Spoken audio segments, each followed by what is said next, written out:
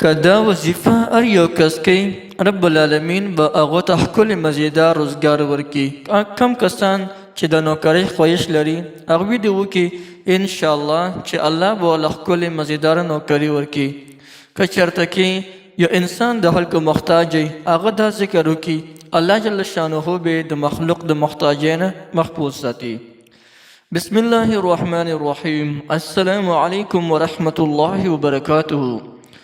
زمارونو او خویندو، که څوک د خلکو محتاج جوړ شوی وي، یعنی د هغو اسباب داسې خاص نه وي چې هغه پې ځانله روزي وګټي، بس هغه بعضې کسان وي چې هغوی سوالونه کوي، خصوصا سوالګري کسان که دا وظیفه شروع کړي نو الله به د سوال نه خلاص کړي، خپل اسباب ورته رب العالمین برابر کړي او ښه پراخ روزي ورته رب العالمین ورکوي.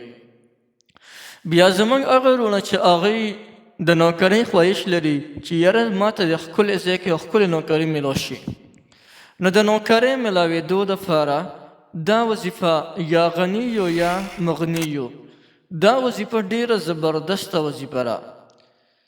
او که یو انسان وایي چې یاره ما ته د یو ښکلې مزیدار روزګار میلاو شي، یا زما روزګار د زما په دې روزګار کې د برکت راشي او ګټه راشي، او یا د چا روزګار نشته هغه وایي چې ما ته د ښکلې روزګار میلاو شي او داسې روزګار چې په هغې کې ما ته ډېره زیاته پیدا ورسي، نو هغه د یا غني یو یا مغني یو وظیفه کوي.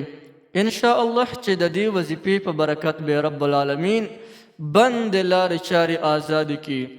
او دا داسې وظیفه ده چې دې سره فقیري او مسکیني هم ختمېږي. ګورئ، که څوک داسې وي چې هغوی فقیر او مسکیني یا د هغې روزي لنډ او تنګی، نو که دا وظیفه کوي رب العالمین به فقیري مسکیني ختمه کړي، رزق به رب العالمین داسې پراخه کړي چې دی به ورته حق خیران پاتې شي، یعنی رب العالمین به ورته داسې ځای نه روزي ورکوي چې د دې انسان په وهم ګمان کې به هم نه تېرېږي. داسې مبارکه وظیفه خو ده. اوس د دې وظیفې د کولو طریقه ډېره زیاته اسانه وظیفه ده، د دې څه خاص تعداد معلوم نه دی، د هر انسان د خپل خواهشه پورې ده، یعنی څومره چې د ستا طاقت وي هغه نه دا وظیفه روزانه کوه. ښه خبره دا ده چې تا سره تسبیح هر وخت په لاس کې وي، نو یو خو د الله جل جلاله ډېر ذات پاک نومونه دي، یا غني یو یا مغني یو، د الله جل جلاله ډېر ذات پاکیزه نومونه دي، نو په دې کې انسان ته ډېر لوی اجر او ثواب میلاویږي. او د اجر او ثواب نه علاوه رب العالمین په دنیا کې فتوحات کولاوي. یعنی که یو بېروزګاره انسان د دې وظیفې ذکر کوي نو رب العالمین به هغه باروزګاره کړي، یعنی ښکلې مزیدار د عزت والا روزګار ورته رب العالمین ورکړي. او که یو انسان د نوکرۍ خواهش کوي هغه دې په ناسته ملاسته ولاړه هر حالت کې دی یا غني یو یا مغني یو ذکر کوي، ښه ډېر ډېر د کوي، انشاءالله چې الله جل جلاله به ورته ښکلې مزیدار نوکري او روزګار ورکړي.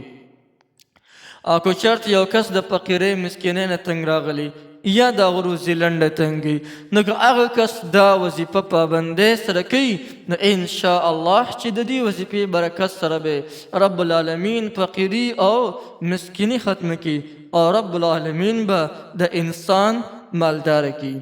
یو ډېره زبردسته وظیفه دار سړی کولی شي او هر چا ته د دې مکمل اجازه شته دی.